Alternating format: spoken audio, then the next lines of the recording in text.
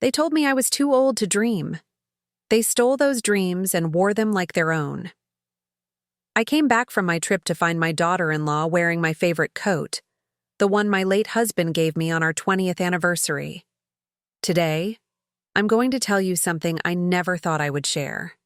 And if for even a second this feels familiar, I only ask that you like this video and subscribe. It will help me keep opening my heart. My name is Eleanor. I'm 72 years old, and I've spent the last 23 years living in the same cramped apartment in Queens, New York. The walls are thin enough that I can hear Mrs. Rodriguez making her morning coffee through the shared wall. The radiator clanks like an old ghost every winter morning. The smell of street vendor hot dogs drifts up from the corner of Roosevelt Avenue, mixing with car exhaust and the distant rumble of the number 7 train. That Tuesday morning in October, I was folding laundry in my tiny kitchen when my phone buzzed. A text from my son, Mark. My heart always jumped when he contacted me. Pathetic, I know. But when you're my age, any attention from your children feels like Christmas morning. The message was simple. Mom, I bought you a trip. A week in the Adirondacks. You need fresh air. Pack light. I held that phone with trembling fingers. When had Mark last done something spontaneous for me? When had he last thought about what I needed? I felt tears prick my eyes as I read it again. Maybe he did care. Maybe all those years of sacrifice. All those times I bit my tongue when Lisa made her cutting remarks. All those nights I went to bed wondering if I mattered. Maybe it had all been worth it. I packed my small suitcase with the kind of excitement I hadn't felt in years. My best sweater, the one I saved for special occasions, my comfortable walking shoes, and my favorite coat, the navy blue wool one Harold had surprised me with for our 20th wedding anniversary. He'd saved up for months without me knowing. Even after 12 years without him, I could still smell his aftershave in the collar if I buried my face deep enough. The bus to Lake Placid was filled with other tourists, younger families with children who chattered excitedly about their adventures. I pressed my face to the window and watched Queens fade into suburbs, then countryside.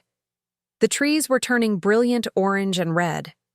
For the first time in months, I felt something close to peace.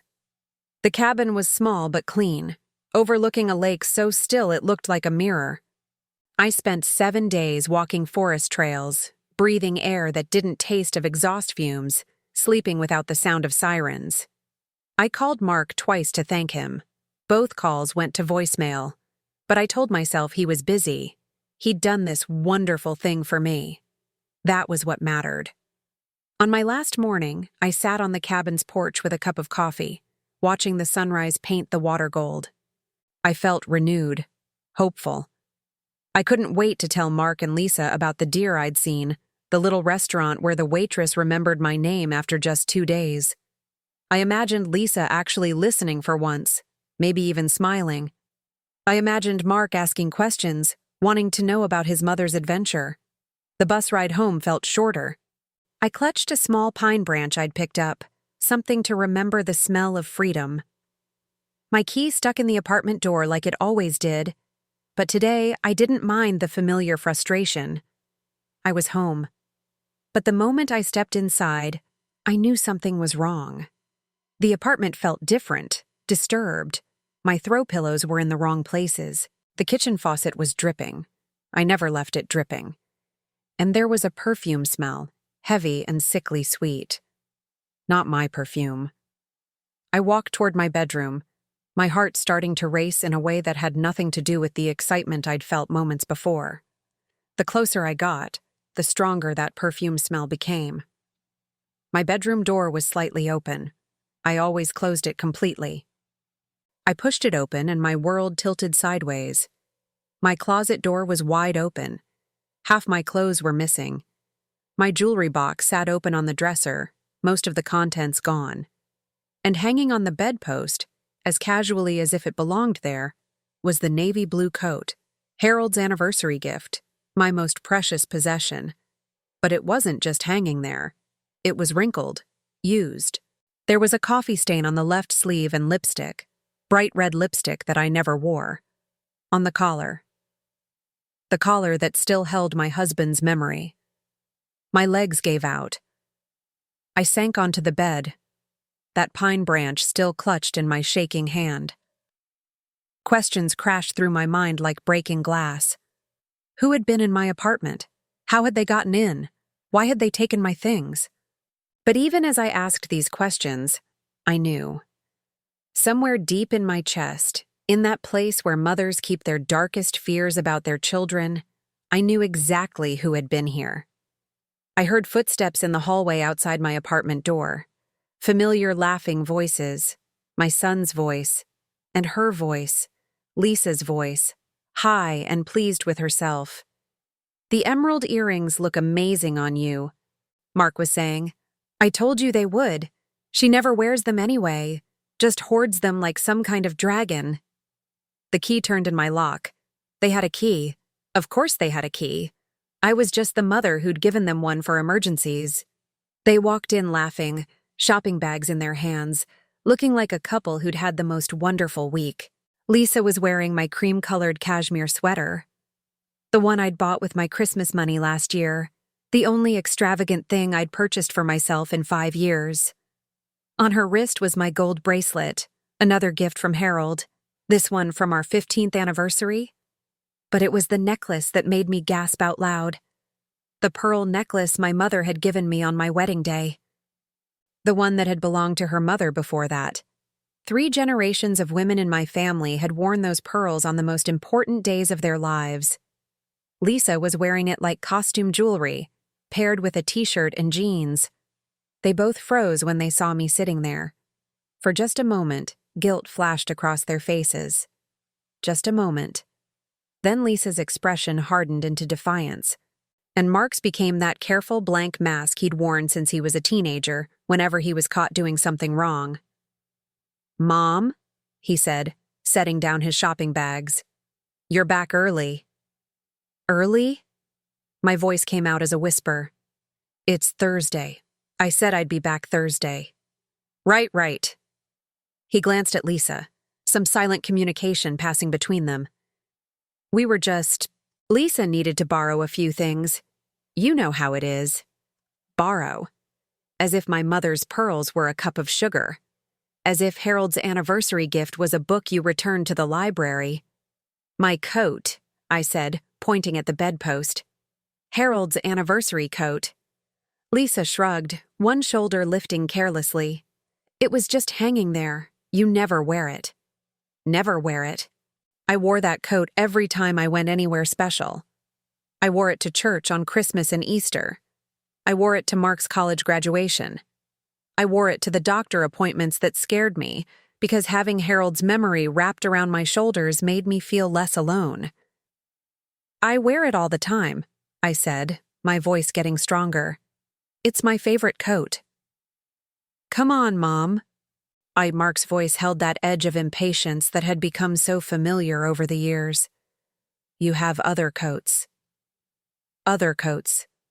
As if love could be replaced. As if memories were interchangeable items in a closet.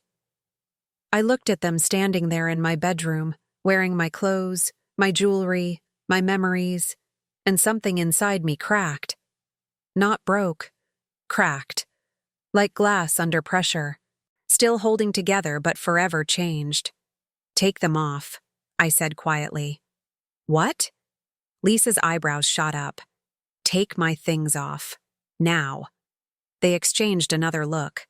Lisa's mouth curved into that smile I'd grown to hate, the one that said she thought I was a foolish old woman who could be managed with the right combination of sweetness and dismissal. "Eleanor, don't be dramatic. I'll bring them back when I'm done with them." When she was done with them. When she was done wearing my mother's pearls like cheap plastic beads from a tourist shop. When she was done rubbing coffee stains into the coat my dead husband had given me with such love. "No," I said, standing up on shaking legs. "Take them off now." The smile disappeared from Lisa's face. "Excuse me. You heard me." My voice was steadier now, powered by something I hadn't felt in years. Anger. Clean, pure, righteous anger. "Those are my things, my husband's gifts to me, My mother's necklace. You had no right to take them." "Take them?" Lisa's voice was getting shriller. "Mark gave me permission." I turned to look at my son, my only child. The boy I'd raised alone after Harold died. Working 2 jobs to keep him in decent schools, giving up every dream I'd ever had for myself to make sure he had opportunities.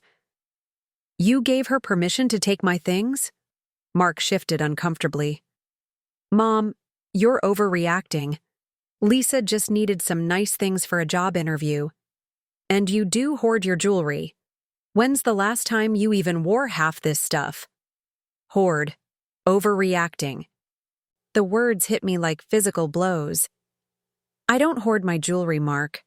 I treasure it. Because it came from people who loved me. Because it carries memories you apparently don't think are worth protecting. "Oh, here we go with the guilt trip," Lisa said, rolling her eyes. She started taking off the cashmere sweater with theatrical slowness. "Fine. I'll give back your precious things. God knows I wouldn't want to deprive you of more stuff to collect dust." But it was the way she handled the pearl necklace that broke something in me beyond repair. She yanked it off carelessly, and I heard the delicate clasp snap. Pearls scattered across my bedroom floor like tears, bouncing and rolling under furniture where I'd never be able to retrieve them all. "Oops," she said, not sounding sorry at all. "Sorry about that. The clasp must have been old." I dropped to my knees trying to gather the pearls. Each one I picked up felt like holding a piece of my mother's love, my grandmother's memory. 3 generations of family history, scattered and broken because my daughter-in-law couldn't be bothered to handle them with care. "Mom, get up," Mark said, embarrassment thick in his voice. "I'll get you a new necklace." A new necklace. A replacement. As if love could be ordered online or bought at a mall jewelry counter. I stayed on my knees, collecting pearls, my back to them. I heard them whispering, heard shopping bags rattling, heard footsteps moving toward the door. "We'll talk about this later, Mom," Mark called. "When you've calmed down." When I've calmed down, as if mourning the destruction of my mother's necklace was hysteria. As if anger over having my most precious possessions stolen and damaged was an overreaction. The apartment door closed. I was alone with the silence and the scattered pieces of my family's history. That's when I finally understood what had been happening for years. This hadn't been about borrowing. This hadn't been about a job interview.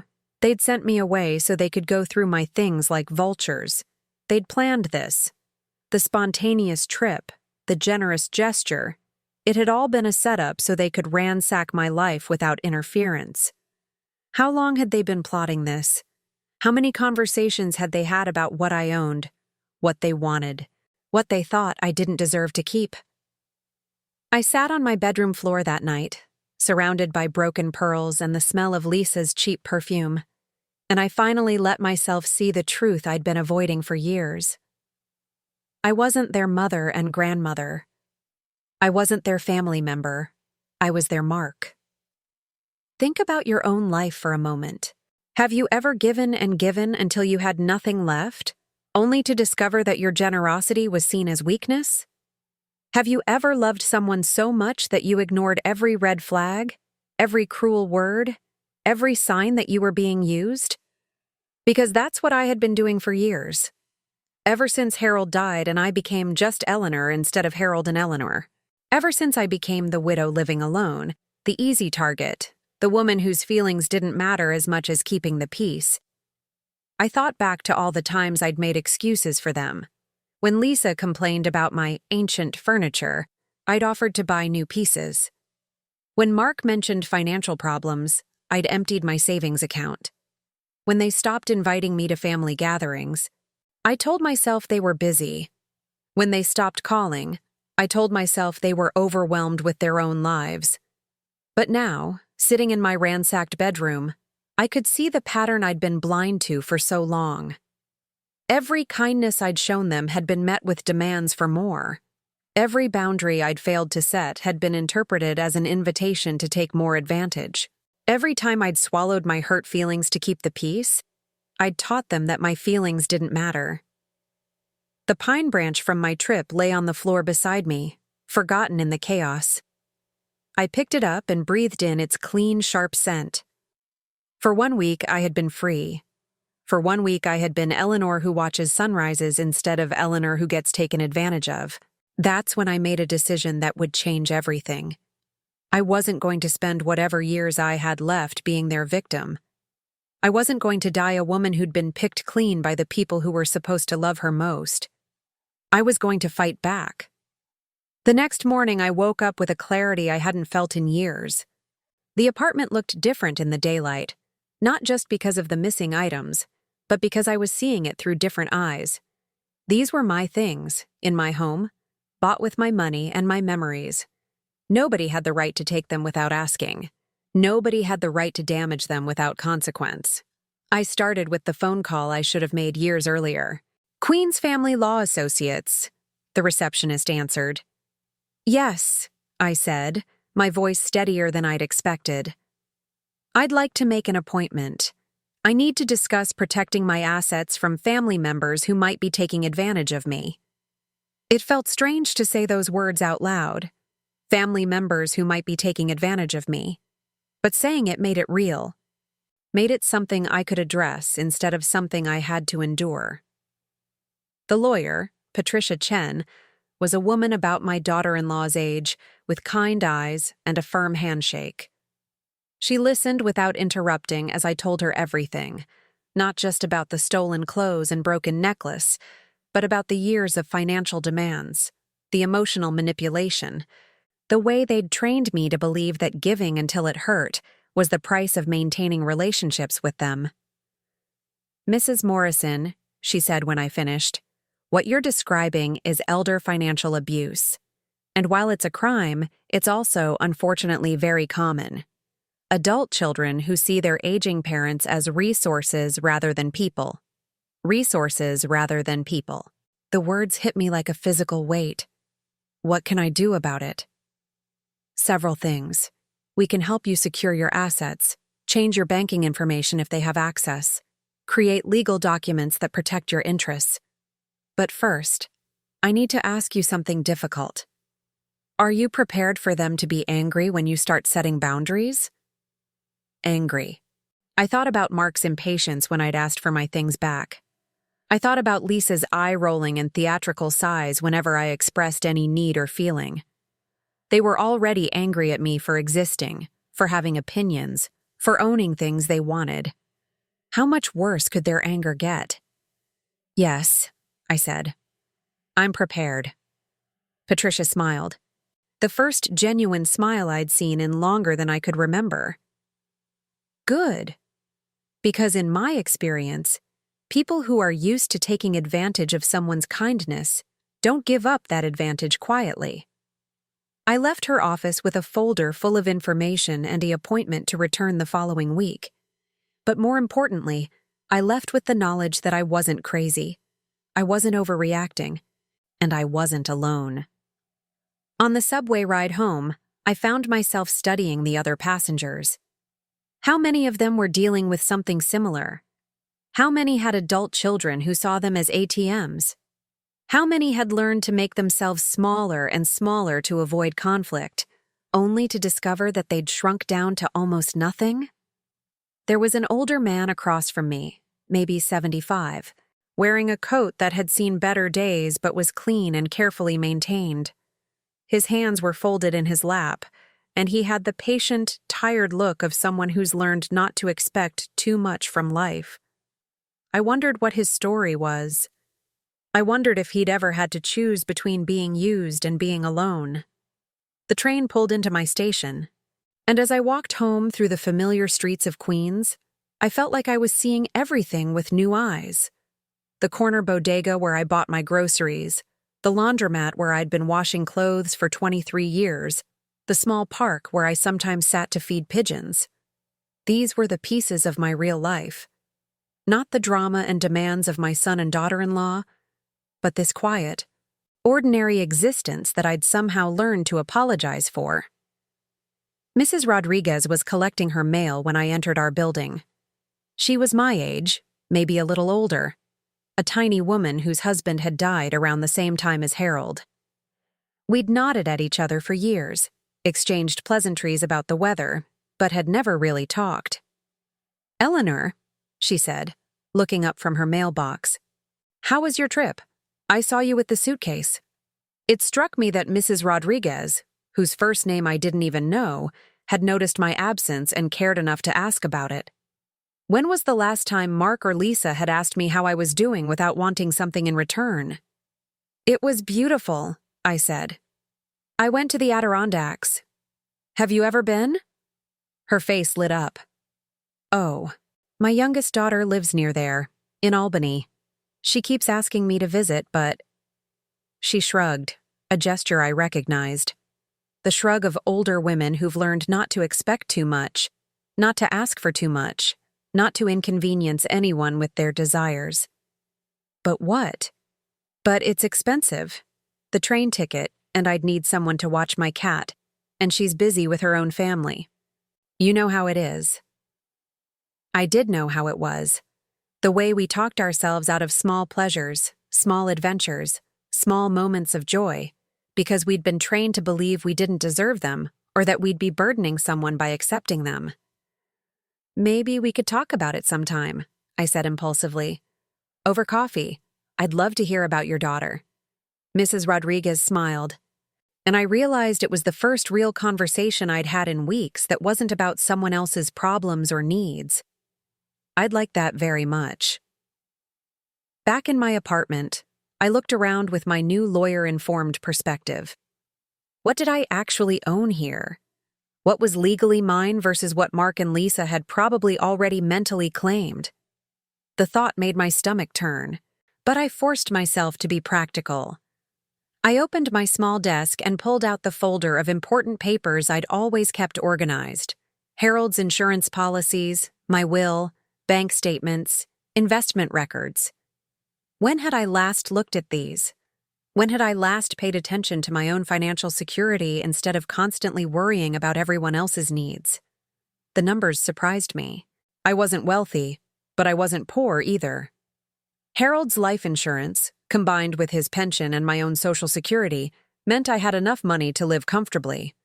I owned this apartment outright. We'd managed to pay off the mortgage just before Harold got sick. I had a savings account that, while depleted from all the loans I'd made to Mark over the years, still had enough to give me security. So why did I feel poor? Why did I live like someone who couldn't afford basic comforts or small luxuries? Because I'd been trained to feel guilty for spending money on myself when my family claimed to have financial problems. I'd been manipulated into believing that keeping them happy was more important than my own security. I'd been gaslit into thinking that wanting to keep my own possessions was selfish. The phone rang, interrupting my thoughts. Mark's name on the caller ID. My stomach immediately tensed, that Pavlovian response I'd developed over the years whenever I had to navigate his moods. "Hello? Mom, we need to talk. His voice had that controlled quality that meant he was angry but trying to sound reasonable. "Yes, we do. Lisa is really upset about yesterday. You embarrassed her, making her give back things she was just borrowing." Borrowing. There was that word again, used like a magic spell to make theft sound innocent. "Mark, she broke my mother's necklace." "It was an accident. And like I said, I'll get you a new one." "I don't want a new one. I wanted my mother's necklace, the one that belonged to my grandmother, the one that's irreplaceable." "Mom, you're being dramatic again. It was just jewelry. Just jewelry. Just my mother's love made tangible. Just 3 generations of family history. Just the necklace I'd planned to give to my granddaughter someday, passing down the tradition the way it had been passed down to me." "Would you say that about Lisa's engagement ring? If I borrowed it and broke it, would you tell her it was just jewelry?" Silence on the other end. Then, "That's completely different." "How is it different?" "Because—" He stopped, and I could almost hear him realizing that any answer he gave would reveal the double standard. That Lisa's feelings and possessions mattered, but mine didn't. "I'm changing my locks," I said suddenly, surprising myself. "What?" "I'm changing my locks, and you won't be getting a key to the new ones." "Mom, that's ridiculous. What if there's an emergency?" "Then you can call 911 like anyone else would." "You're being paranoid and hurtful. We're your family." Family. The word that had been used to justify so much pain, so much taking, so much dismissal of my feelings. Family doesn't steal from each other, Mark. We didn't steal anything. We borrowed some things while you were away. It's not like you were using them. Family doesn't break into each other's homes when they're away. Break in? We have a key. A key I gave you for emergencies, not for shopping trips through my belongings. I could hear him breathing heavily on the other end, could picture him running his hand through his hair the way he'd done since he was a little boy when he was frustrated. "Fine," he said finally. "Change your locks, but don't expect us to keep checking on you if you're going to treat us like criminals." And there it was. The threat that had been hanging over my head for years. Behave, or we'll abandon you. Give us what we want, or you'll be alone. Accept our treatment of you, or lose the only family connections you have left. For the first time in years, maybe decades, I felt calm in the face of that threat. "Okay," I said. "Okay, what?" "Okay, don't check on me if that's the price of having boundaries." Another silence, longer this time. Then Mark's voice, colder than I'd ever heard it. "You're making a big mistake, Mom. We're the only family you have." "No," I said quietly. "I'm the only family I have. And it's time I started treating myself with the respect family should show." I hung up before he could respond. My hands were shaking, but not from fear this time. From adrenaline. From the rush of finally standing up for myself after years of being worn down into compliance. The locksmith came the next morning, a cheerful man about my son's age who asked no questions about why a 72-year-old woman wanted to change all her locks immediately. The sound of the new deadbolt sliding into place was the most beautiful sound I'd heard in years. That afternoon, I went through my apartment systematically, taking inventory of what remained and what was missing. The list was longer than I'd realized. Jewelry, clothes, books, even small household items that I'd noticed were gone but hadn't wanted to make a fuss about. Little by little, they'd been bleeding me dry, taking not just my money but my possessions, my memories, the physical artifacts of my life with Harold and the family history I'd planned to pass down. But as painful as it was to see the scope of what I'd lost, it was also liberating. I wasn't imagining things. I wasn't being dramatic. I wasn't overreacting. I had been systematically robbed by the people I loved most, and now I could stop pretending it wasn't happening. That evening, Mrs. Rodriguez knocked on my door with a plate of homemade tamales and an invitation to have coffee the next morning.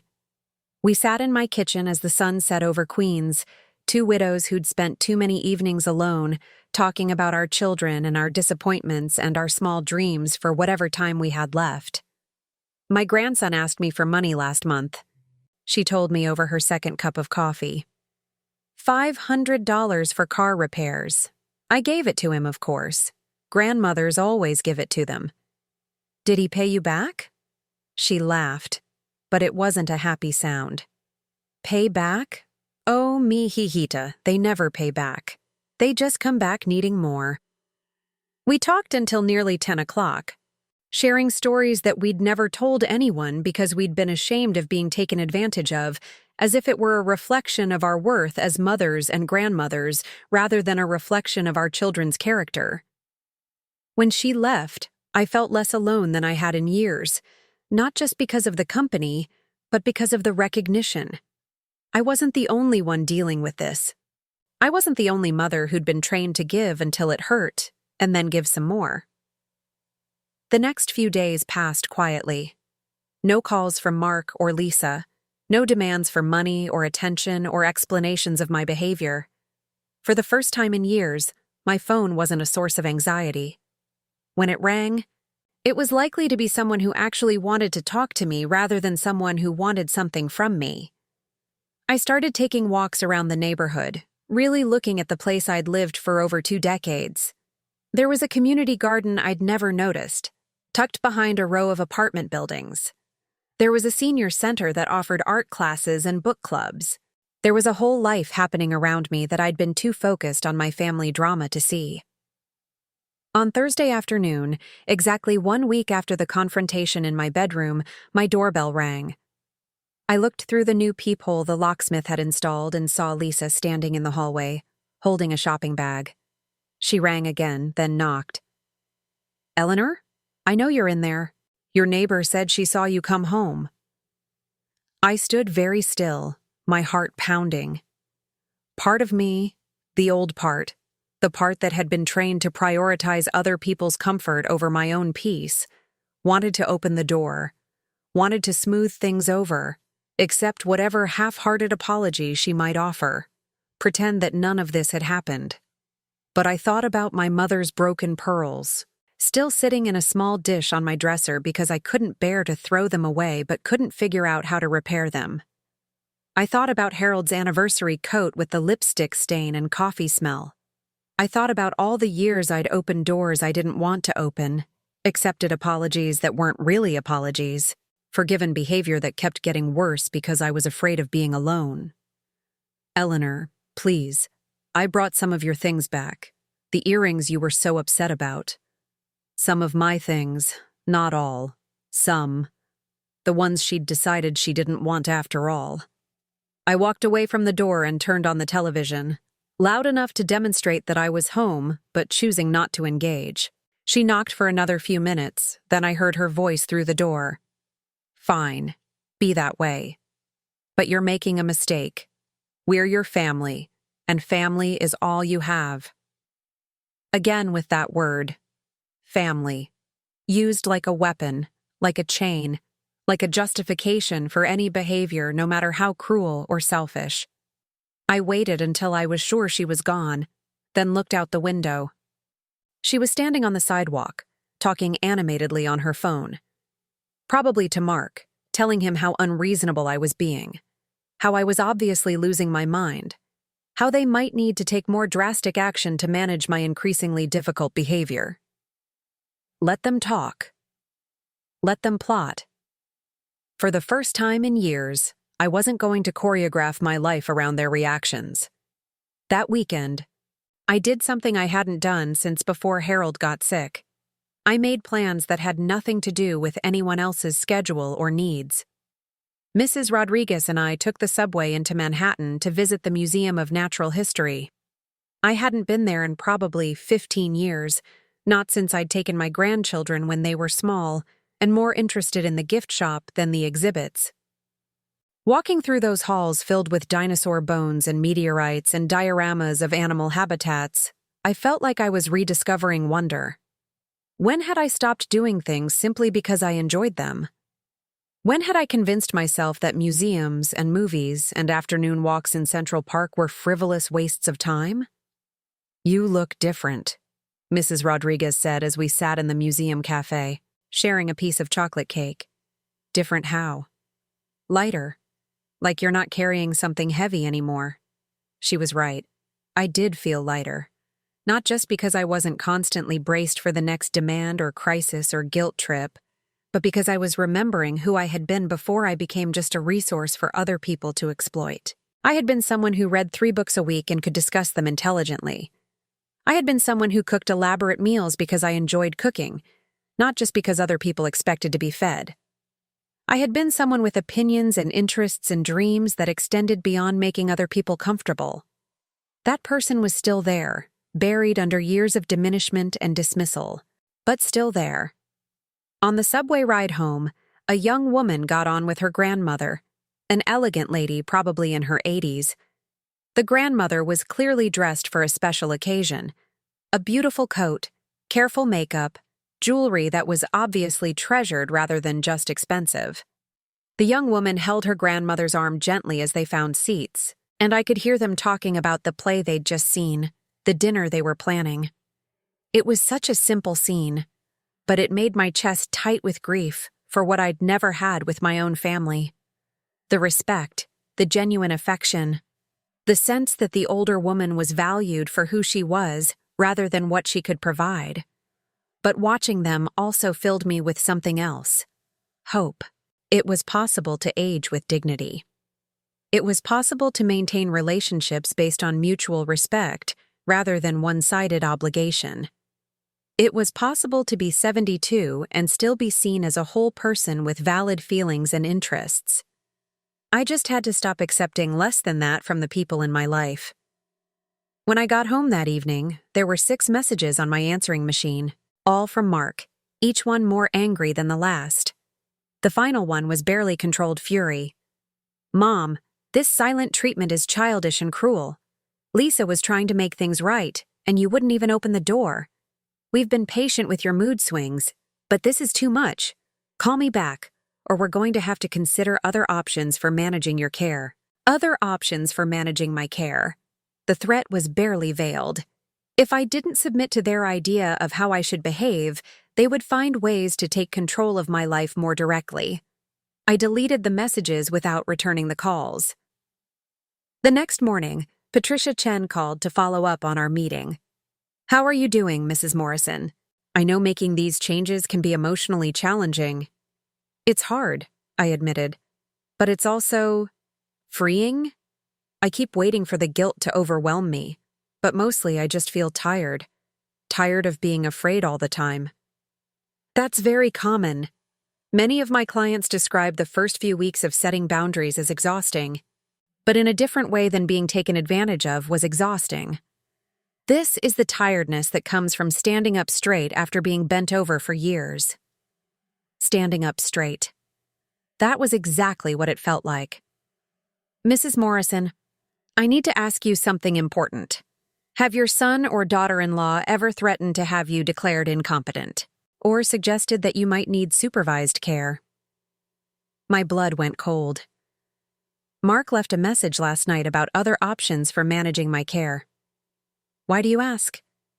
Because it's a common escalation when elder abuse victims start setting boundaries. Adult children who've been exploiting their parents financially sometimes try to gain legal control when the parent stops cooperating with the abuse. The room seemed to spin. Can they do that? It's much harder than people think, but they can try. And the attempt alone can be traumatic and expensive to defend against. That's why I'm going to recommend we take some proactive steps to protect you legally. We spent an hour on the phone going over options. Power of attorney documents that clearly specified my mental competency. Medical records from my doctor stating my psychological soundness. Financial records showing that I was managing my money responsibly. A paper trail that would make it very difficult for anyone to claim I was incapable of making my own decisions. It felt surreal, taking legal steps to protect myself from my own son. But it also felt necessary. If Mark and Lisa had been willing to steal from me while I was on vacation, what else were they willing to do to maintain access to what they saw as their inheritance? That afternoon, Mrs. Rodriguez knocked on my door with an unexpected proposal. "Eleanor, my daughter Rosa is driving up from Albany this weekend to visit. She suggested I invite a friend to join us for dinner. Would you like to meet her?" I almost said no automatically, the reflexive response of someone who'd learned not to impose on other people's family time. But then, I caught myself. When was the last time I'd been invited somewhere as a friend rather than summoned somewhere as a resource? "I'd love to," I said, and meant it. Rosa turned out to be nothing like Lisa. She was about 40, warm and funny, a high school teacher who clearly adored her mother and was genuinely interested in getting to know her mother's friend. Over dinner at a little Italian restaurant in Astoria, she asked me about my trip to the Adirondacks, about my life in Queens, about my interests and opinions. None of her questions came with an agenda. She wasn't probing for information she could use against me or looking for openings to make requests. She was just getting to know me. It had been so long since anyone had shown that kind of uncomplicated interest in me as a person that I almost didn't know how to respond. "Mom's told me you're dealing with some family difficulties," she said gently over dessert. "I hope you don't mind her sharing. She's worried about you." Someone was worried about me, not worried about what I might do that would inconvenience them or worried about how my behavior might affect them, but just worried about my well-being. "It's been challenging," I admitted. "I'm learning that setting boundaries with adult children is much harder than setting them with toddlers." Rosa laughed, but her eyes were sympathetic. "I see it at school sometimes. Parents who've given so much that their kids have learned to take it for granted. It's heartbreaking because you can see how much the parents love their children, but the children have learned to see that love as weakness rather than gift." That night, lying in my bed with the new locks securing my apartment and the memory of genuine human connection warming my chest, I felt something I hadn't experienced in years. Contentment. Not the hollow satisfaction of having managed to keep everyone else happy, but the deeper peace that comes from living authentically. I was still angry about what had been taken from me. I was still sad about the relationship I'd thought I had with my son. I was still worried about the legal threats Patricia had warned me about, but I was no longer willing to sacrifice my dignity for the illusion of family harmony. I was no longer willing to be diminished so that other people could feel bigger. I was no longer willing to apologize for taking up space in my own life. The change wasn't just internal. Over the next few weeks, I started making different choices, small ones that added up to a completely different way of living. I bought myself fresh flowers every Friday, not because it was a special occasion, but because I liked having beauty in my apartment. I started taking yoga classes at the senior center, something I'd always wanted to try but had convinced myself was too expensive or too self-indulgent. I rearranged my furniture to suit my preferences instead of being optimized for hosting family gatherings that had stopped happening anyway. I put Harold's photos back out on display, not hidden away because Lisa had once commented that they were morbid, but prominently featured because they reminded me of being loved unconditionally. Most importantly, I started saying no. No to phone calls that were really just fishing expeditions for money or favors. No to guilt trips disguised as family obligations. No to the idea that my comfort mattered less than other people's convenience. It was terrifying at first. Every time I declined a request or failed to accommodate someone else's mood, I braced myself for rejection, for punishment, for the emotional manipulation I'd learned to expect. But gradually I realized that the people who pulled back when I started having boundaries weren't really there for me anyway.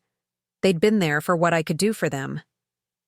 Mrs. Rodriguez and I started having dinner together twice a week, simple meals where we talked about everything and nothing. She told me about her late husband's garden, about the grandson who'd asked her for money, about the daughter in Albany who kept inviting her for visits she was afraid to accept. I told her about Harold's terrible jokes, about Mark's childhood drawings that I still kept in a shoebox, about the business I'd always dreamed of starting before life got in the way. We shared the stories that our families had never seemed interested in hearing, the memories and dreams that made us who we were beyond our roles as mothers and grandmothers. Have you ever had a friend like that? Someone who was interested in you as a complete person, not just in the ways you could be useful. Someone who remembered details of your stories and asked follow-up questions weeks later? If you have, you know how precious that kind of connection is. If you haven't, I want you to know it's never too late to find it. 6 weeks after I changed my locks, Mark showed up at my door unannounced. I saw him through the peephole, pacing in the hallway, checking his phone, the picture of frustrated impatience. He knocked sharply, the kind of authoritative knock that expected immediate response. I took a deep breath and opened the door, keeping the security chain engaged. "Mom, we need to talk. This has gone on long enough." "Hello, Mark. You're welcome to talk. I'm listening." He stared at the chain, his jaw tightening. Are you seriously not going to let me in? I'm willing to have a conversation. But first, I need to know, did you come here to apologize for taking my things without permission and breaking my mother's necklace? Mom, we've been over this. We were just borrowing some stuff, and the necklace was an accident. Did you come here to discuss returning everything you've taken from my apartment over the years? His face flushed. I don't know what you're talking about. Did you come here to acknowledge that I have a right to my own possessions and my own boundaries? I came here because you're acting crazy, and Lisa and I are concerned about your mental state. There it was. The nuclear option Patricia had warned me about. Question my sanity rather than accept responsibility for their behavior. Mark, I'm more mentally clear than I've been in years. But I can see that you didn't come here to repair our relationship. You came here to continue the same pattern of dismissing my feelings and avoiding accountability for how you've treated me. Open this door, Mom. We're family. Being family doesn't give you the right to steal from me or disrespect me. Being family means treating each other with love and consideration, not using each other as resources. He leaned closer to the gap in the door, his voice dropping to the dangerous quiet he'd used as a teenager when he was really angry. You're going to regret this. You think you can just cut us off? You're 72 years old, Mom. You need us. No, I said calmly. I needed people who loved and respected me. You and Lisa have made it clear that's not what you're offering. I closed the door and turned the deadbolt. He pounded on the door for another minute, shouting about ungrateful mothers and family obligations and threats I tried not to listen to. Then I heard his footsteps retreating down the hallway, angry and deliberate. My hands were shaking, but not from fear this time, from adrenaline. From the rush of having stood up to someone who'd been intimidating me for years. From the incredible liberation of refusing to be bullied in my own home. That evening, Patricia Chen called with an update on the legal protections we'd put in place. Mrs. Morrison, I have some good news. Your doctor's letter confirms your mental competency. Your financial records show responsible money management, and we've documented your son's pattern of taking advantage of you. If he tries to challenge your autonomy legally, we're well prepared to defend you. What if he doesn't try legal action? What if he just disappears from my life? There was a pause. Then Patricia's voice, gentler than before. Mrs. Morrison, would that be such a loss? Based on what you've told me about your interactions with your son over the past few years, what exactly would you be losing? I thought about it honestly. What would I be losing? The anxiety every time my phone rang? The constant financial drain? The feeling of walking on eggshells to avoid setting off his anger? The steady erosion of my self-respect as I bent myself into smaller and smaller shapes to accommodate his demands? I'd be losing the hope that he might change, I said finally. Yes, and that's painful. Grieving the relationship you hope to have is real grief. But holding on to hope that requires you to accept mistreatment isn't hope. It's a trap. That night, I called my grandchildren for the first time in months. I'd been afraid to reach out to them directly, worried that Mark and Lisa had turned them against me, or that I'd be putting them in the middle of an adult conflict they shouldn't have to navigate. But I realized I'd been making the same mistake I'd always made, prioritizing other people's comfort over my own needs and relationships. These were my grandchildren. I had a right to try to maintain a relationship with them, and they had a right to know their grandmother outside of whatever narrative their parents had constructed. Emma, my 15-year-old granddaughter, answered on the second ring. Grandma? Is everything okay? Mom said you weren't talking to us anymore. Oh, sweetheart, I'm talking to you right now, aren't I? I've missed you so much. We talked for over an hour, about her classes, her friends, her worry about college applications still 3 years away, about my trip to the Adirondacks, about Mrs. Rodriguez and her tamales, about the art class I'd started taking at the senior center. She didn't ask about the conflict with her parents, and I didn't bring it up. This was our relationship, separate from whatever was happening between the adults. She was old enough to form her own opinions about people based on how they treated her directly. Before we hung up, she said something that made my chest tight with both pride and sorrow. "Grandma, you sound different. Happier, I guess." "I'm glad." Happier. My 15-year-old granddaughter could hear it in my voice. The difference between the woman who'd been slowly disappearing under the weight of other people's demands and the woman who was learning to advocate for herself. 2 months after the confrontation at my door, I was coming home from grocery shopping when I saw a young woman sitting on the steps of my building, crying. She looked to be in her 30s, well-dressed but disheveled, clutching her phone like it was a lifeline. "Are you okay?" I asked, setting down my shopping bags. She looked up with red-rimmed eyes. "I'm sorry. I'm waiting for my mom. She lives here, but she's not answering her phone, and I really need— I'm sorry, you don't want to hear this." "Try me," I said, settling onto the step beside her with the patience I'd learned from months of Mrs. Rodriguez's unhurried conversations.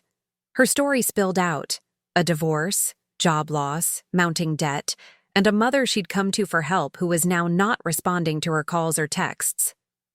"I know I've asked a lot of her over the years," she said. "Maybe too much, but I didn't know who else to turn to." I recognized something in her voice, something I'd heard in my own voice for years. The anxiety of someone who'd learned that love meant being useful, that relationships were maintained through obligation rather than mutual respect. "What's your mother's name?" I asked. "Rodriguez, Mrs. Carmen Rodriguez."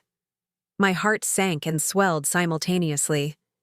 Mrs. Rodriguez, who'd been so worried about her grandson asking for money, who'd been carrying her own burden of adult children who saw her as a resource rather than a person. "I'm Eleanor," I said. "I live in 4B. Your mother is my friend." The young woman's face crumpled. "Oh God, she's talked about you.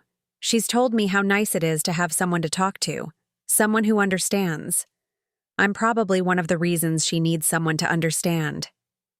We sat on those steps for another hour while Rosa told me about years of financial crises, emotional emergencies, and desperate visits that had gradually worn down her relationship with her mother. She told me about siblings who'd also learned to see their mother as a solution to their problems rather than a person deserving of respect and consideration. "I didn't realize," she said. "I mean, I knew I was asking for a lot, but she always said yes. She always helped. I thought that meant it was okay, that she didn't mind." "Your mother loves you very much," I said carefully. "But love doesn't mean someone doesn't mind being taken advantage of. It often means they mind, but choose to help anyway, until they can't anymore." When Mrs. Rodriguez finally came home from her doctor's appointment, she found her daughter and me sitting on the steps talking. The look on her face was complicated: surprise, worry, maybe relief that someone understood both sides of her story. The three of us went upstairs to Mrs. Rodriguez's apartment, and over coffee and leftover tamales, we had the kind of honest conversation that families need but rarely have. Rosa apologized, really apologized, for years of treating her mother like a bank and an emergency contact rather than a person with her own needs and limitations. Mrs. Rodriguez cried, admitting how exhausted she was from being everyone's solution, how lonely she'd felt even surrounded by people who needed her.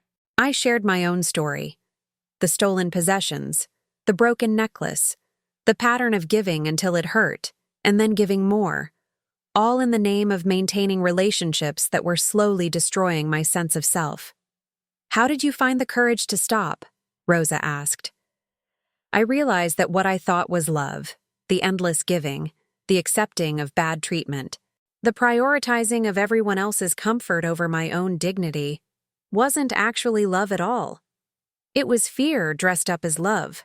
Fear of abandonment, fear of conflict, fear of being seen as selfish. But what if setting boundaries means losing people? I thought about Mark's anger, about the silence from Lisa, about the threats and manipulation that had followed my decision to stand up for myself. Then you lose people who were only there for what you could give them, I said. And that makes room for people who actually want to know you, not just use you.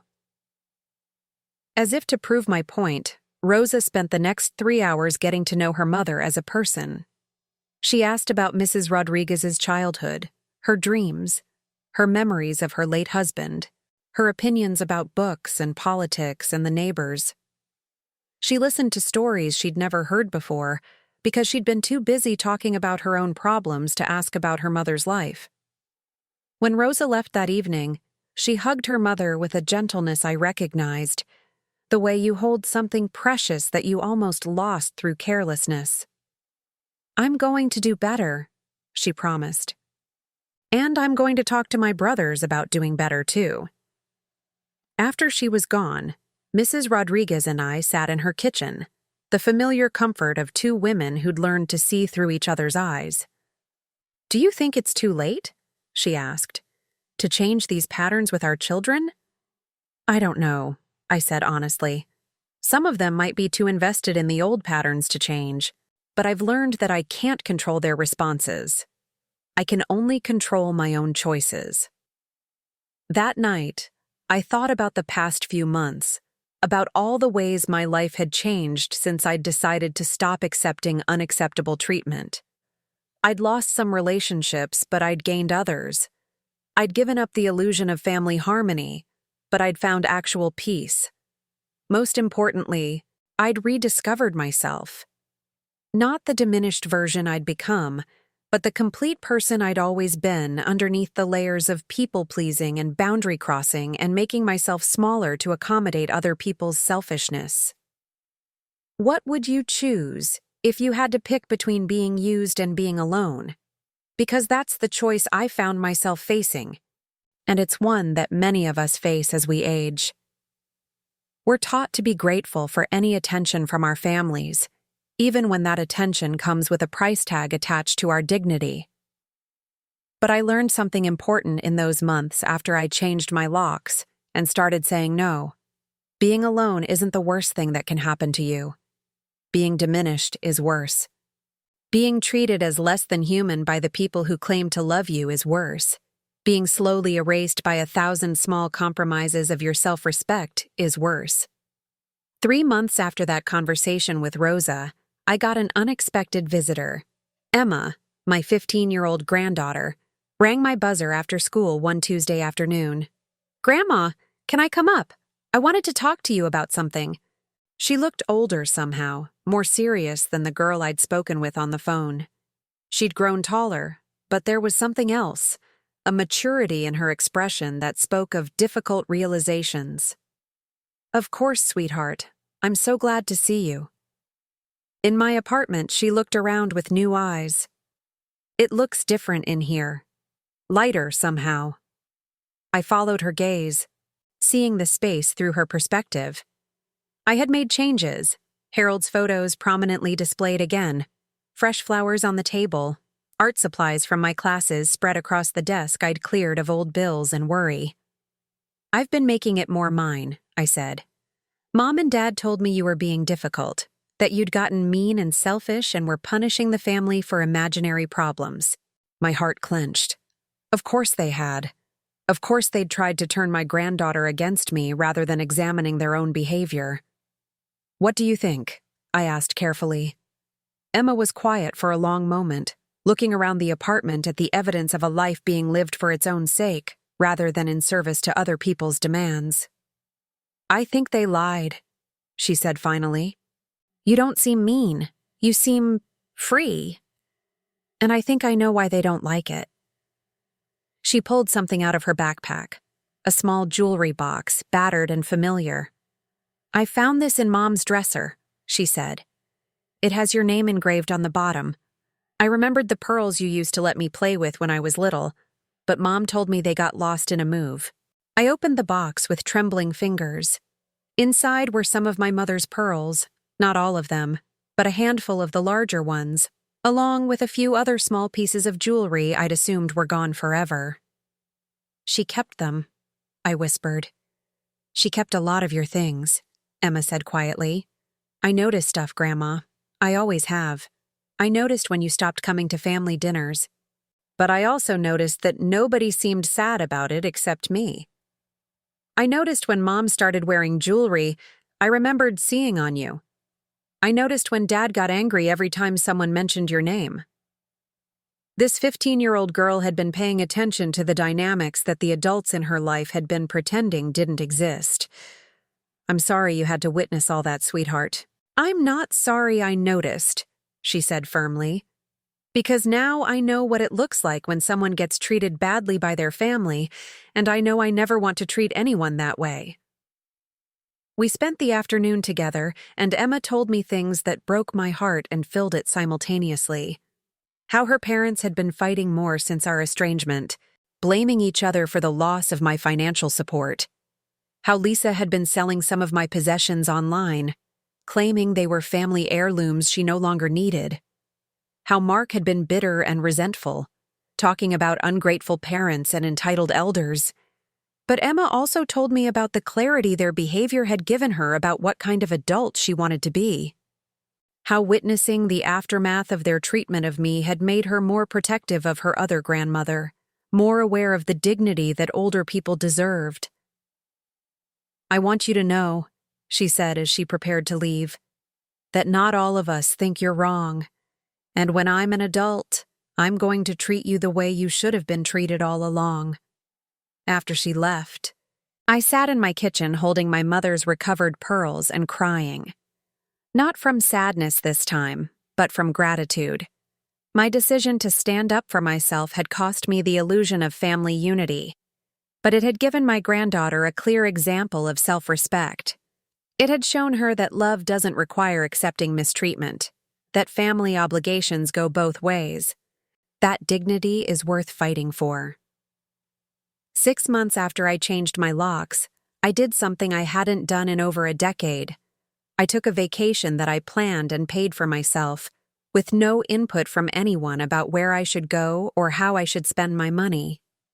Mrs. Rodriguez and I booked a long weekend in Boston, staying in a small hotel near the harbor. Eating in restaurants we chose because we liked the menus, not because they were practical or economical. Walking through the Freedom Trail, surrounded by the history of people who'd fought for their independence against systems that diminished them, I felt a kinship with those revolutionaries. My revolution had been smaller, more personal, but no less important. I had declared my independence from people who wanted me to remain small and grateful and available for exploitation. On our last morning in Boston, Mrs. Rodriguez and I sat by the harbor drinking coffee and watching boats come and go. Other older people walked by, some alone, some with friends, some with family members who treated them with obvious affection and respect. "Do you regret it?" she asked me suddenly, standing up to them, even though it meant losing them. I thought about Mark and Lisa, about the silence that had stretched between us for months. I thought about the family holidays I wasn't included in, the grandchildren I had to work to maintain relationships with, the way I'd been effectively excommunicated from the family I'd given so much to create and maintain.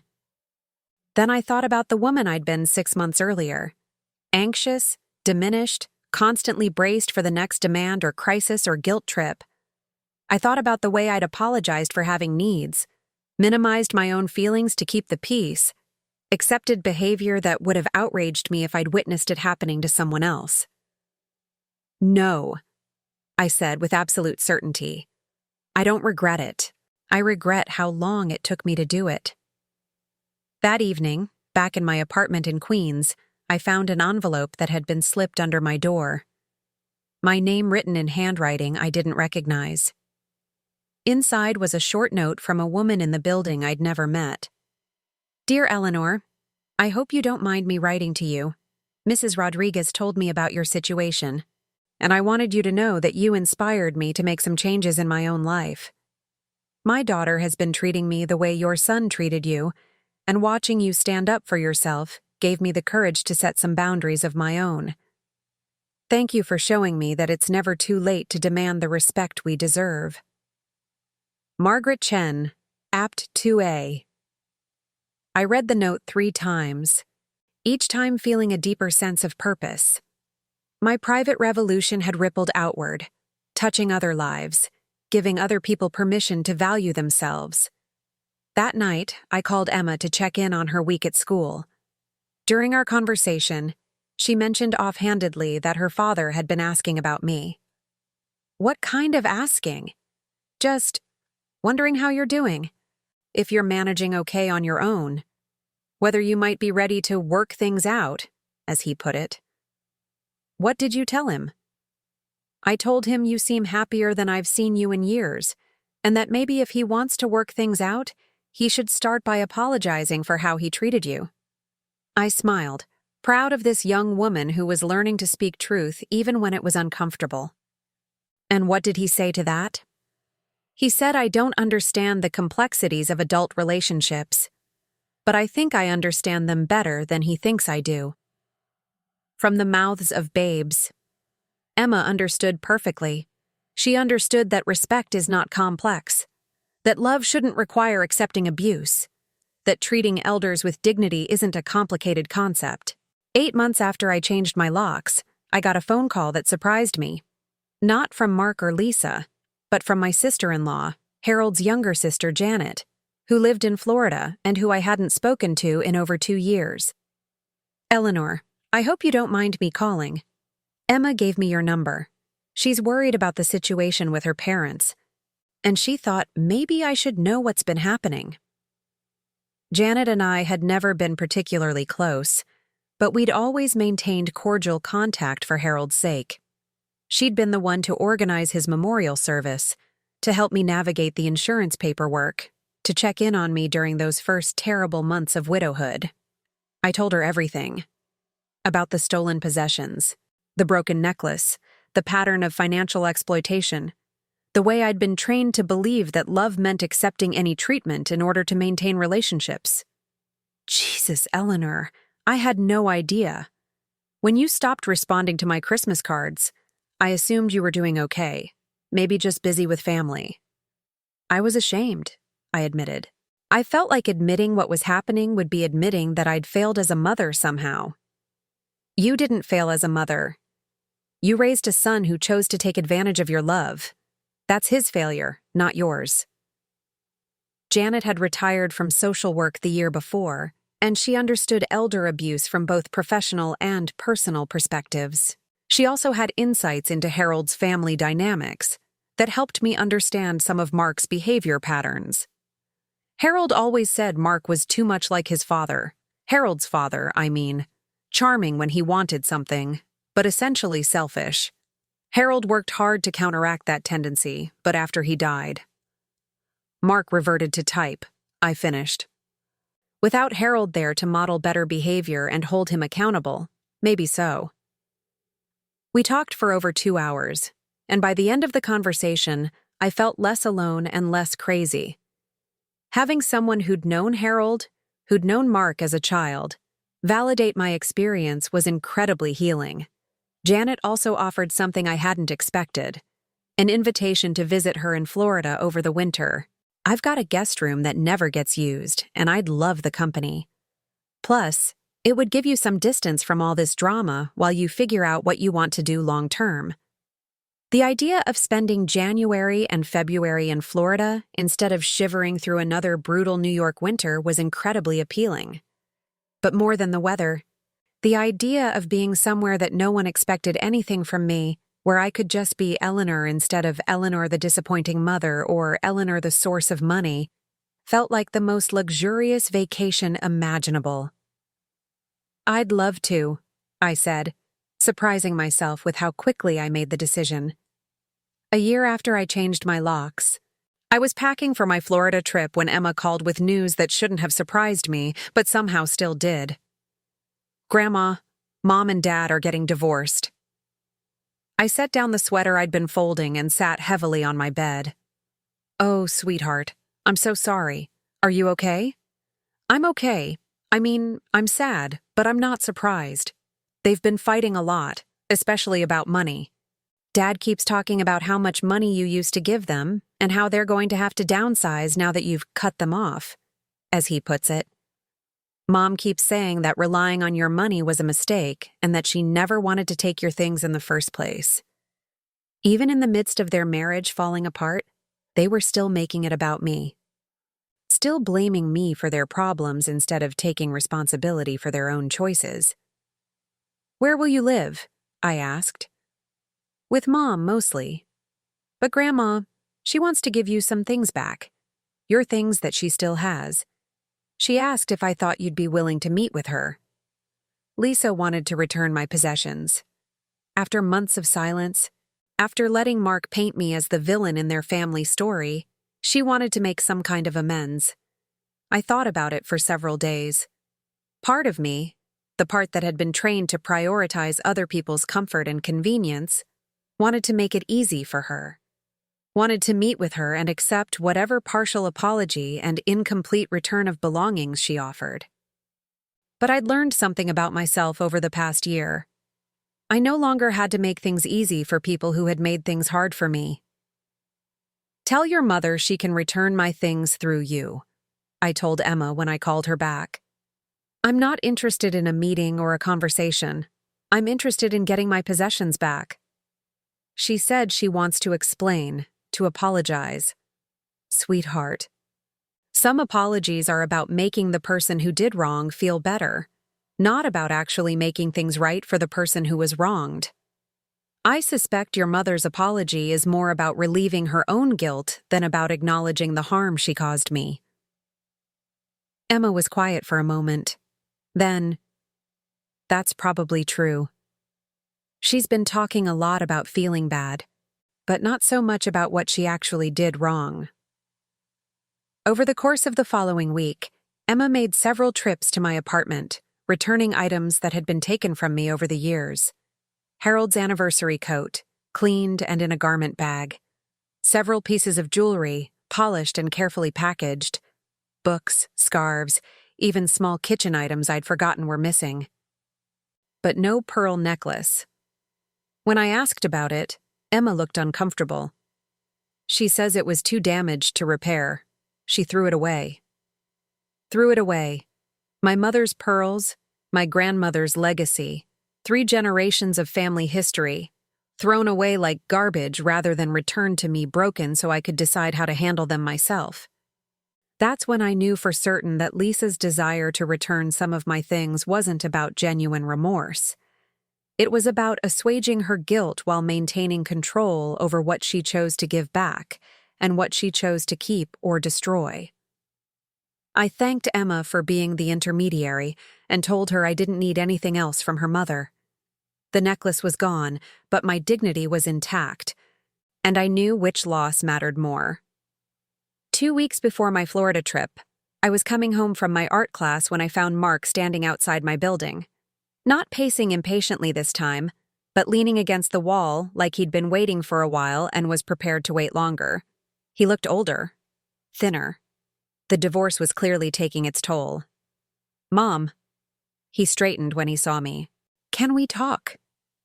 Every instinct I'd developed over the past year told me to say no, to walk past him into my building and up to my secure apartment, where I'd built a life based on my own choices rather than other people's demands. But something in his posture stopped me. Not the entitled expectation I'd grown accustomed to, but something that looked like genuine uncertainty. "We can talk out here," I said. He nodded, accepting the boundary without argument. That was new. "I've been thinking a lot," he said, "about everything that happened, about how I treated you." I waited, having learned the value of silence in difficult conversations. "Lisa and I are getting divorced." Emma told me. "I'm sorry it's been difficult." "It's been?" "Clarifying," he said, seeming to search for the right word. "Without you to blame for our financial problems, we had to look at our actual financial problems. Without your money to fall back on, we had to face how irresponsible we'd been with our own money." He paused, running his hand through his hair. That old gesture I remembered from his childhood. "We've been seeing a counselor, as part of the divorce process, but also to figure out how to co-parent better. And she's been asking questions about our family patterns, about how we learn to handle money and relationships and conflict." I could see where this was going, but I let him continue. I told her about you, about our relationship, about the fights we'd been having, about how you'd become unreasonable and cut us off financially. And she listened to everything I said, and then she asked me one question that I can't stop thinking about. What was that? She asked me what I'd ever given you. Not just money, but time, attention, consideration, respect. What I'd given you instead of taking from you. The question hung in the air between us. I could see him struggling with the answer he'd found. I couldn't think of anything, he said quietly. I couldn't think of a single thing I'd given you in years that wasn't asked for or demanded or guilted out of me. Everything had been about what you could do for me, what you could give me, how you could make my life easier. This was not the conversation I'd expected to have with my son. This level of self-awareness was something I'd given up hoping for. The counselor said something else that really hit me. She said that when we only value people for what they can do for us, we train them to believe that's all they're worth. And then we act surprised when they start demanding to be treated like human beings instead of resources. I felt tears prick my eyes, but I blinked them back. This was progress, but it was also just words. I'd learned to be cautious about accepting apologies without seeing behavior changes. I'm glad you're gaining insight, I said carefully. Mom, I want to do better. I want to have a real relationship with you, not one based on what you can give me. But I don't know how. I don't know how to be a son instead of just someone who takes from his mother. The vulnerability in his voice was real, and it touched something in me that all the anger and hurt hadn't quite managed to kill. Hope. Dangerous, fragile hope. What does your counselor suggest? She suggested I start by asking what I can do for you. Not what you can do for me, but what I can do for you. And the truth is, I don't even know what you need or want because I've never asked. So he asked. Right there on Roosevelt Avenue, with the sounds of traffic and life happening around us, my 45-year-old son asked me what I needed from him. I thought about it carefully. What did I need from Mark? Not what I'd always needed, not what I'd given up hope of ever having, but what I actually needed now, as the woman I'd become rather than the woman I'd been. I need you to see me as a whole person, I said finally. Not just as your mother, but as Eleanor. Someone with interests and opinions and dreams that have nothing to do with you. I need you to be curious about my life instead of just focused on how my life affects yours. He nodded, listening in a way I couldn't remember him doing since he was a child. I need you to understand that love is not a transaction. That if you're only nice to me when you want something, that's not love. That's manipulation. I understand. And I need you to accept that I've changed. I'm not the woman who will say yes to everything and apologize for having boundaries. I'm not going to go back to being diminished so that you can feel comfortable. I don't want you to go back to that, he said, and I was surprised to find that I believed him. The counselor helped me see that I didn't just hurt you. I hurt myself too. By never learning to have a real relationship with you, I missed out on knowing who my mother actually is. We stood there for a few more minutes, not saying much, but somehow communicating more than we had in years. When he left, we didn't hug. We weren't there yet. But he thanked me for even being willing to talk to him. He asked if he could call me from time to time, not with problems or requests, but just to check in. You can call, I said, but understand that I might not always answer. Not because I'm punishing you, but because I have my own life now, my own schedule, my own priorities. I understand. As I watched him walk away, I felt something I hadn't experienced in our relationship for years.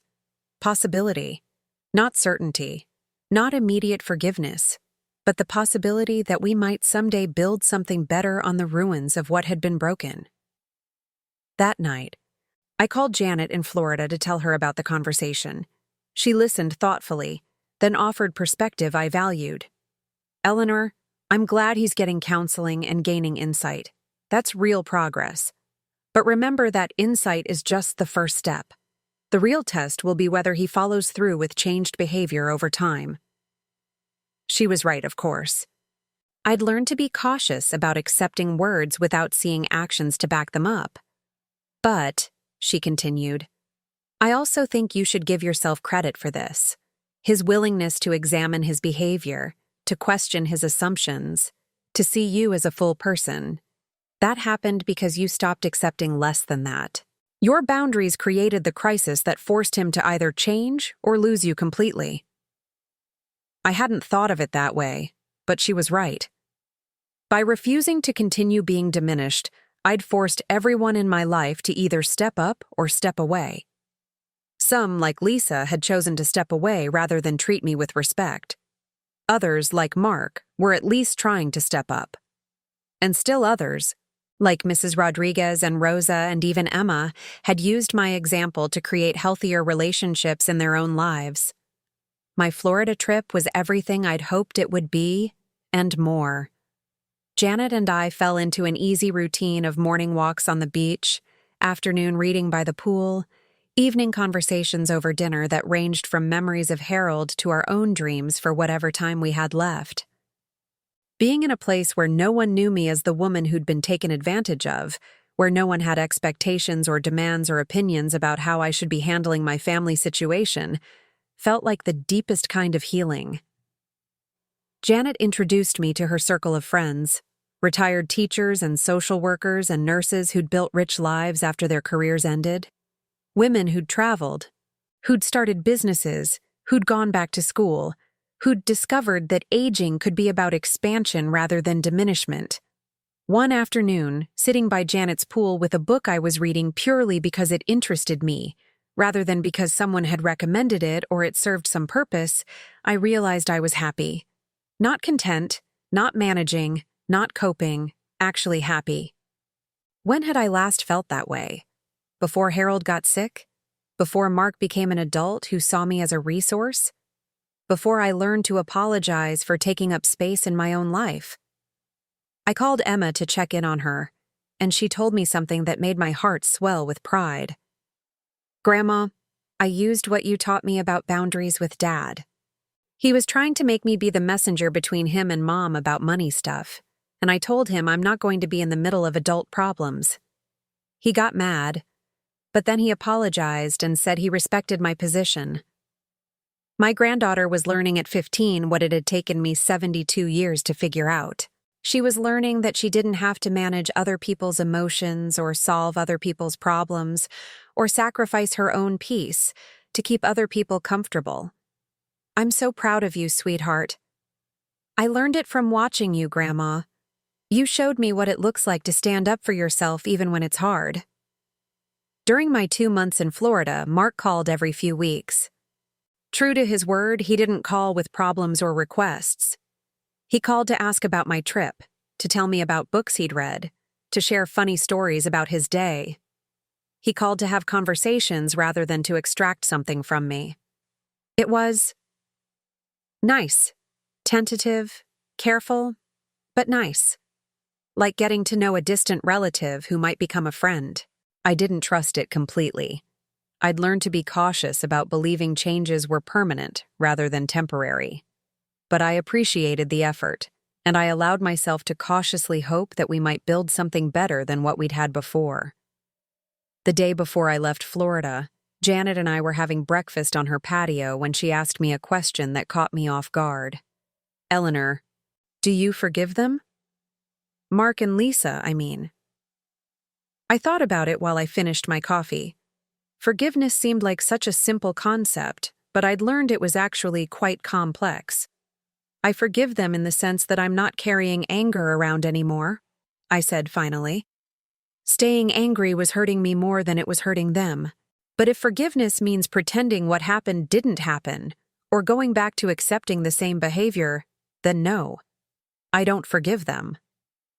That sounds healthy to me. I've learned there's a difference between forgiveness and reconciliation. I can forgive someone for my own peace of mind without having to welcome them back into my life on their terms. Janet nodded. In social work, we used to say that trust is earned through consistent behavior over time, not through apologies or promises. Before I left, Janet and I made plans for her to visit me in New York in the spring. For the first time in years, I was making plans that extended beyond the immediate future, plans based on things I wanted to do rather than obligations I needed to fulfill. The flight back to New York felt different than the trip down. I was returning not as someone running away from a bad situation, but as someone coming home to a life I'd built for myself. A life based on my own choices and values and dreams. Mrs. Rodriguez met me at the airport, something no family member had ever offered to do. And the ride back to Queens was filled with her stories about the art class we'd both joined and the community garden she'd talked me into helping with before I left. My apartment welcomed me back with the smell of the flowers Mrs. Rodriguez had been watering, and the sight of mail neatly stacked on my kitchen table rather than scattered on the floor where it would have been if no one had cared about my space. That night, unpacking my suitcase and looking through 2 months' worth of photographs from Florida, I reflected on the year that had passed since I'd decided to stop accepting unacceptable treatment. I'd lost relationships that I'd thought were essential to my survival. I'd gained relationships that actually nourished me. I'd discovered that being alone was better than being diminished, and that standing up for myself created space for people who actually wanted to know me as a full person. Most importantly, I'd learned that it's never too late to change the story you're living. At 72, I'd rewritten my life from a tragedy about an old woman being taken advantage of into a story about a woman who found her strength and her voice and her worth. 3 months after I returned from Florida, Emma graduated from high school. Mark called to invite me to the graduation ceremony, not with the demanding expectation I'd become used to, but with genuine uncertainty about whether I'd want to come. I'd love to be there, I said, and meant it. The ceremony was held at Emma's school, and as I sat in the auditorium surrounded by other families celebrating their graduates, I felt a complex mixture of emotions: pride in Emma, gratitude for the relationship we'd managed to maintain, sadness for all the family events I'd missed or been excluded from over the past year. But mostly, I felt peaceful. I was there because I'd chosen to be there, not because I'd been guilted or manipulated into attendance. I was there as someone who was valued, not as someone who was tolerated in exchange for services rendered. After the ceremony, at the small party Mark and his ex-wife had organized together, I found myself talking with other parents and grandparents, comparing stories about adult children and the challenges of maintaining relationships across generations. One grandmother mentioned struggling with boundaries and adult children who seemed to need constant financial help. Another talked about feeling like she had to earn her place in her family through constant giving and accommodating. I found myself sharing my story, not the whole dramatic saga, but the core message: that love doesn't require accepting mistreatment, that setting boundaries often improves relationships rather than destroying them, that it's never too late to demand the respect you deserve. Later, as I was preparing to leave the party, Mark approached me with something I hadn't expected. "Mom, I have something that belongs to you." He handed me a small box, and inside were some of my mother's pearls. Not the complete necklace, that was gone forever, but a handful of pearls that he'd had restrung into a simple bracelet. "Lisa kept them after the necklace broke," he said. "I found them when we were dividing up belongings for the divorce. I had them made into this. It's not the same as what you lost, but I hoped you might like to have some of the original pearls back." I looked down at the bracelet, at these small pieces of my mother's love, transformed into something new but still meaningful. It wasn't a replacement for what had been destroyed, but it was an acknowledgement that what had been destroyed had value. "Thank you," I said, and slipped the bracelet onto my wrist where it caught the light like tiny moons. It's been 2 years now since I changed my locks and began the process of changing my life. Mark and I have rebuilt a relationship that's based on mutual respect rather than one-sided giving. It's not the relationship I once hoped we'd have, but it's genuine in ways our old relationship never was. Lisa and I have no relationship, which turns out to be perfectly fine with both of us. Not every relationship can or should be saved, and I've learned that some connections cause more harm than good. Emma started college last fall, and she calls me every few weeks just to talk. She's studying social work, inspired partly by her grandmother who learned to stand up for herself, and partly by wanting to help other people find their own strength. Mrs. Rodriguez and I are planning a trip to visit Rosa in Albany, and I'm considering Janet's suggestion that I move to Florida for part of each year. At 74, I'm making plans and dreaming dreams in ways I haven't done for decades. I still live in the same apartment in Queens, but it feels like a different place entirely. It's decorated to suit my tastes rather than to accommodate other people's preferences. It's organized around my routines rather than around other people's needs. It's a sanctuary rather than just a place where I waited for other people to need me. Most importantly, I've learned to see myself the way I deserved to be seen all along. As a complete person with value beyond what I could provide to others. As someone whose feelings matter, whose boundaries deserve respect, whose dreams are worth pursuing even in the 8th decade of life. If my story sounds familiar to you, if you've found yourself giving until it hurts and then giving more, if you've learned to make yourself smaller to accommodate other people's selfishness, I want you to know something important. It's not too late. It's not too late to set boundaries, to demand respect, to choose relationships that nourish you rather than drain you. It's not too late to discover who you are beyond your usefulness to others. The people who truly love you will adjust to your boundaries. The people who don't might walk away, but they were only there for what you could give them anyway. You deserve to take up space in your own life. You deserve to be valued for who you are, not just for what you can do. You deserve relationships based on mutual respect rather than one-sided obligation. You deserve to be happy. Have you ever had to choose between being used and being alone?